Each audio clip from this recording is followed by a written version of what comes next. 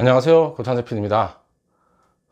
오늘 얘기 드릴 주제는 스포츠하고 관련 있는 스포츠 뉴스입니다. 제가 이제 인공지능 컨텐츠 혁명이라고 제가 작년 6월에 이제 출간을 한 책을 처음부터 차근차근 이제 내용을 설명드리고 있는데요, 영상으로.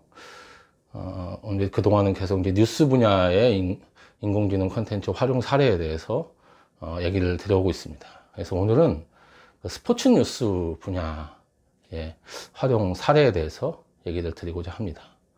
옆에 제가 이제 노트북에 띄워놓은 이미지는 마이너리그, 미국의 마이너리그의 를 나타내는 그 로고 그림입니다. 사실 저는 야구를 그렇게 좋아하는 편이 아니고, 사실 메이저리그도 가끔 이제 유현진 선수가 경기를 한다든지 이러면 보는 그런 이제 팬이라고 할 수 없는 사람인데, 마이너리그 로고는 솔직히 저도 옛날에 못 봤는데 이게 오랜만에 처음은 아니죠. 근데 왜냐면 미국의 마이너리그가 국내에서 관심 있거나 이러진 않으니까요. 그런데 이제 오늘은 이 마이너리그하고 관련된 스포츠 뉴스에 대해서, 이게 인공지능하고 관련이 있으니까 얘기를 좀 드려보고자 합니다. 이제 미국에서도 역시 한국에서 미국의 마이너리그에 큰 관심이 없는 것처럼, 미국은 한국보다 낫겠지만 미국도 역시 메이저리그에 비하면 마이너리그에 대한 관심은 아무래도 좀 적겠죠.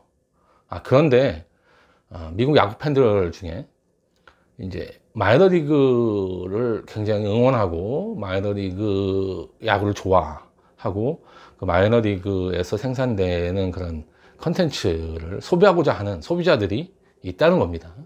그러니까 미국 인구가 이제 꽤 되니까 그 인구로 보면 그 마이너리그를 좋아하는 인구 대비로 보면 마이너리그를 좋아하는 그 소비자가 적은 숫자는 아닌 거죠. 사실은 근데 그렇다고 해서 그 숫자가 굉장히 많아서 이게 산업적으로 뭔가 의미 있는 숫자가 돼서 여기에 뉴스 컨텐츠를 만들어서 이게 산업적으로 의미 있게 되는 정도는 아니었던 겁니다. 이제 마이너리그 관련된 뉴스를 제공하는 매체들도 있긴 하지만 아무래도 이제 수익적인 부분 때문에 활발하지가 않은 거죠. 그런 이제 문제가 좀 있었는데, 인공지능이 나타나면서 이런 부분이 이건 이제 해결됐다기보단 이거에 대한 새로운 도전, 시도가 있는 거고, 이런 시도를 우리가 보면 인공지능이라고 하는 게 앞으로 우리 컨텐츠 산업에 어떤 방향으로 의미 있게 사용될 수 있겠다라는 걸 우리가 예측해 볼 수 있는 좋은 그런 사례라고 생각이 돼서 오늘 소개를 드리려고 합니다.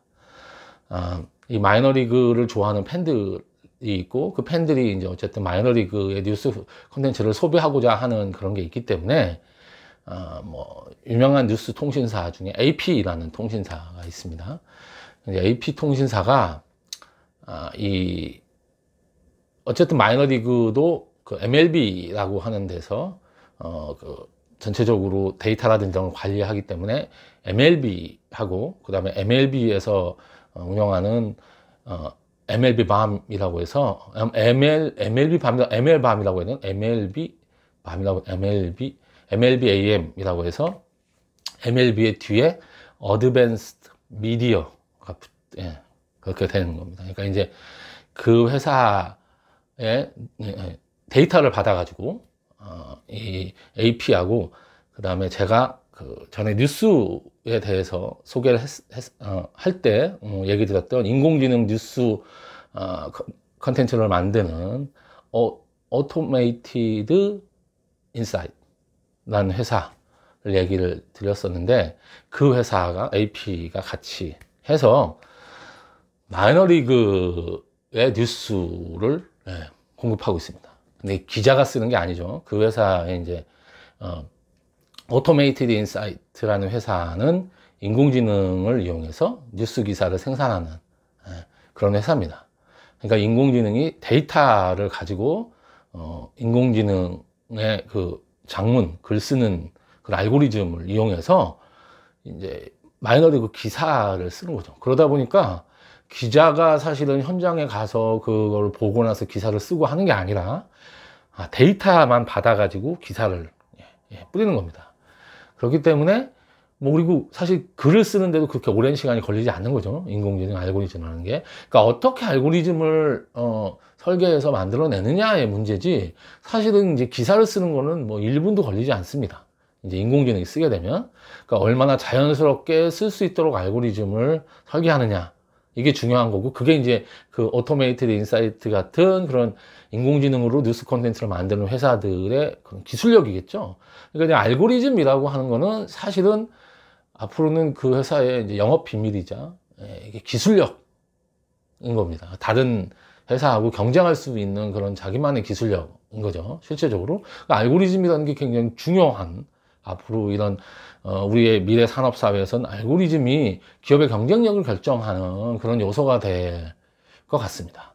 어쨌든 이 회사하고 AP가 같이, MLB하고 같이 해서 마이너리그 기사를 인공지능이 쓸 수 있도록 해서 이제 기사를 그런 소비자들한테 공급하고 있고, 소비자들은 사실은 그게 이제 뭐 인공지능이 썼는지 그다음에 뭐 사람이 썼는지, 그 소비자들 입장에서는 크게 뭐 관심을 가져야 될 부분은 아닌 거겠죠.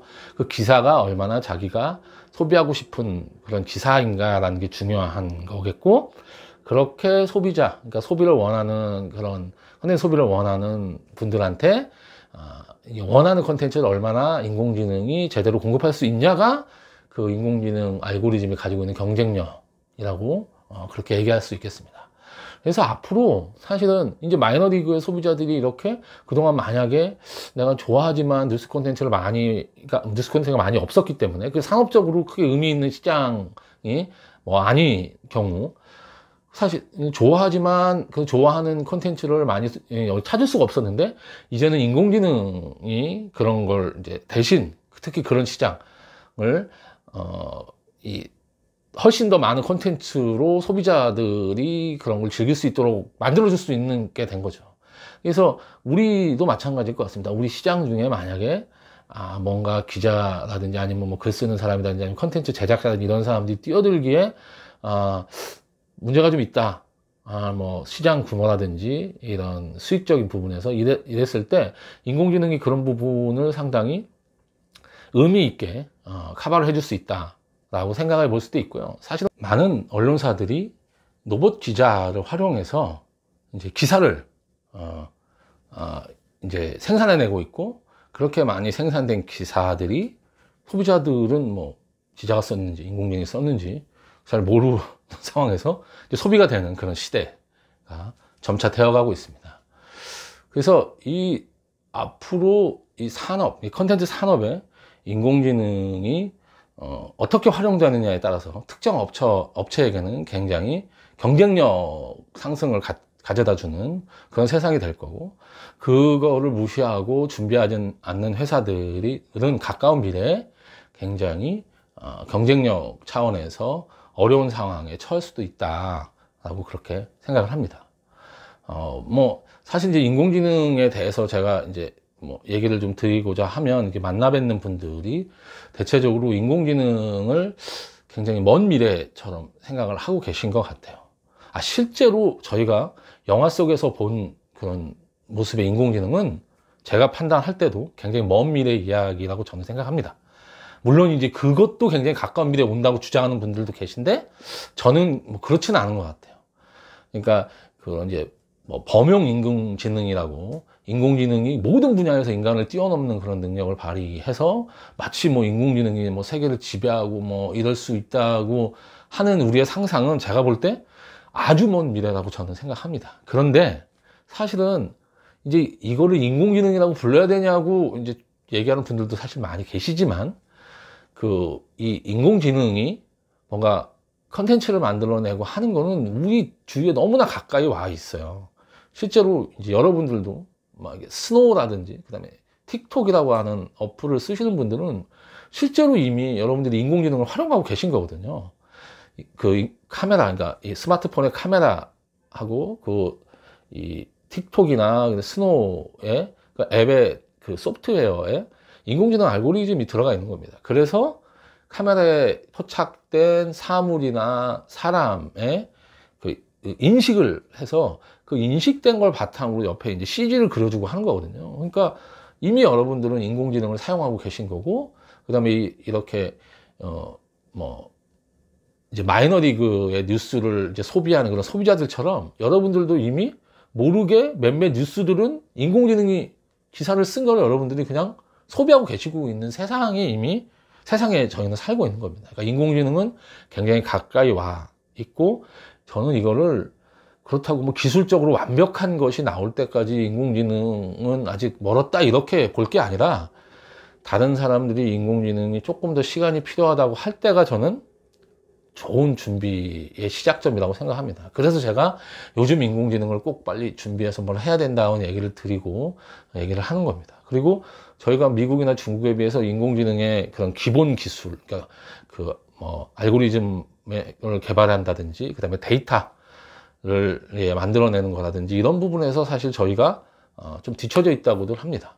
저희가 따라가려고 이제 정부에서 투자도 하고 하는데, 저는 뭐 그런 부분도 당연히 저희가 해야, 뭐 기본이 탄탄해야 저희가 뭔가 위에 뭘 올릴 수 있는 거니까 당연히 중요하겠죠. 근데 제가 무슨 개발자도 아니고 그런 부분에 대해서 저는 능력을 보여주거나 뭐 여러분들한테 설명드릴 만한 그런 지식이 뭐 그렇게 많은 사람도 아니니까요. 그러니까 제가 그냥 얘기를 드리고자 하는 건, 인공지능이라고 하는 거를 활용할 수 있는 그런 인문 분야, 사회 분야에서 활용할 수 있는, 그러니까 기술적인 거를 조금만 이해하면 저는 인공지능을 활용하는 아이디어를 저희가 낼 수 있다고 생각을 하거든요.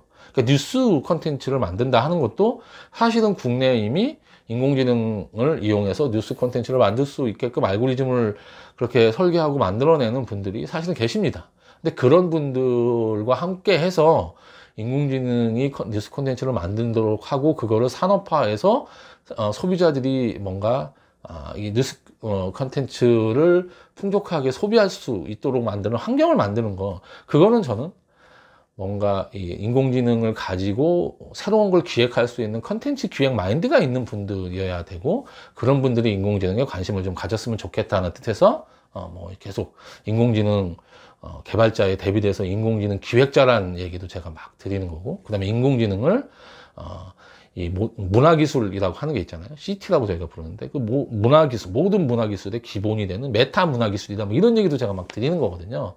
그래서 저는 이 컨텐츠 산업에 종사하는 분들이 인공지능에 조금 더 관심을 가지면 다른 사람들보다, 주변에 있는 사람들보다 더 경쟁력 있는 그런 컨텐츠 기획자가 될 수 있는 굉장히 좋은 기회의 시간이다. 이런 걸 다시 한번 강조드리면서 오늘 얘기는 마치도록 하겠습니다. 예, 들어주셔서 감사합니다.